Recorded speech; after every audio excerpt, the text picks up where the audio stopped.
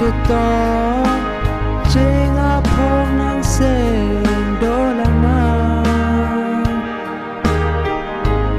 càng hôn em bên hy sinh với bù ăn cà rô ban suara đi làm chọc chế bi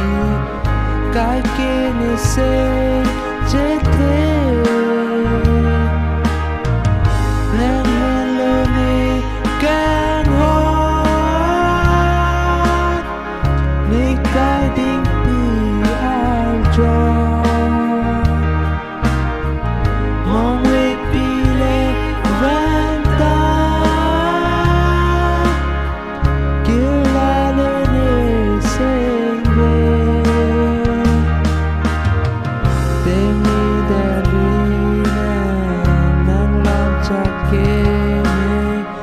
cái kia này sẽ chết thế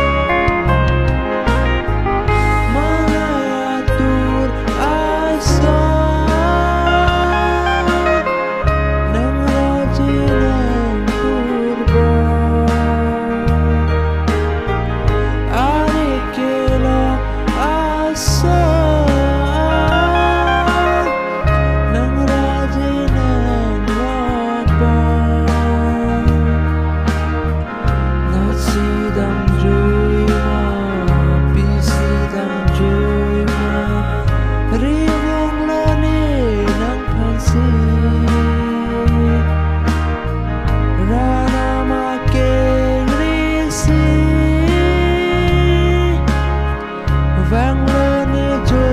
ai chưa từng gì